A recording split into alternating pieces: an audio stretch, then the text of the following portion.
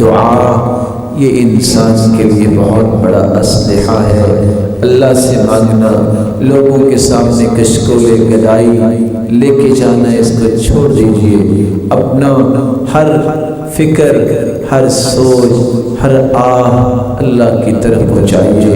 اللہ سے مانگنا سیکھیے، اللہ کے سامنے گر گڑانا سیکھیے، اوقات کا استعمال کیجیے۔ اس صلاحیت کو جانیے کہ انسان جتنا بھی سخت ہے، بچہ معمولی سا رو لیتا ہے تو سب کچھ دینے کے لیے والدین تیار ہو جاتے ہیں۔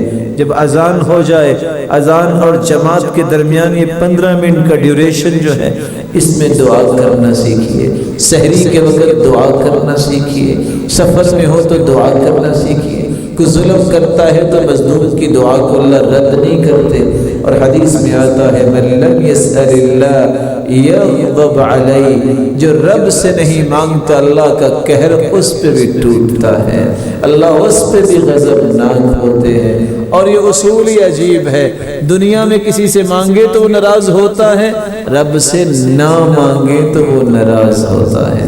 اس لیے اللہ سے مانگیے۔ اور آج کل تو راتیں بھی لمبی ہیں، رسول اکرم صلی اللہ علیہ وسلم نے فرمایا من تعار من اللیل، جو رات کی تاریکی میں اس کی آنکھ کھل جائے، یہ لمبی راتیں سو سو کے بندہ تھک جاتا ہے، آنکھ اگر کھل جائے صرف اتنے الفاظ کہہ دو لا الہ الا اللہ وحدہ لا شریک لہ لہ الملک ولہ الحمد وہو علی کل شیء قدیر سبحان اللہ والحمد للہ ولا الہ الا اللہ واللہ اکبر ولا حول ولا قوة الا باللہ، جو منہ سے الفاظ نکلیں گی رب تعالیٰ اسے فوراً قبول فرما لیں گے۔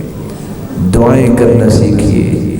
سچ کہا میرے بھائی نے کہ ہم نے کتنی دعائیں کی۔ اگر آپ کو سب کچھ مل چکا ہے، اپنے رشتہ داروں کے لیے کر لیجئے، اپنی اولادوں کے لیے کر لیجئے، اپنے دوستوں کے لیے کر لیجئے، جو دنیا سے جا چکے ان کے لیے دعائیں کیجئے، اپنے اس معاشرے اور وطن عزیز کے لیے کیجئے، اور اپنے حالات کو بہتر بنانے کی دعائیں کیجئے، اور مسلمانوں کی حفاظت کی دعائیں کیجئے۔ آپ کی دعائیں تو ختم نہیں ہو سکتی، یہ دعا کا فن سیکھیے۔ کوئی دن ایسا نہیں گزرنا چاہیے جس دن تمہیں رب سے ہم کلام نہیں ہونا چاہیے۔ اللہ کے رسول تو مجلس میں بیٹھتے، اس وقت مجلس برخاست ہی نہیں کرتے تھے جب تک وہ 70 مرتبہ استغفار نہیں کر لیتے تھے، اور اللہ کے پیغمبر کا تو کوئی گناہ بھی نہیں تھا۔ اللہ کے رسول فرماتے ہیں میں ہر روز اللہ کے سامنے 100 مرتبہ توبہ کرتا ہوں جن کا گناہ ہی کوئی نہیں ہے۔ اور ہم تو ویسے بھی دن رات کی ہر گھڑی میں کوئی نہ کوئی غلطی کر بیٹھتے ہیں، کوئی بھول کر بول لیتے ہیں، کوئی کام کر بیٹھتے ہیں۔ مجھے اور آپ کو تو زیادہ ضرورت ہے اللہ مجھے اور آپ کو توفیق سے نوازے، اور تاریک راہوں سے نکال کر ہمیں روشنی کی راہوں پہ گامزن فرمائے۔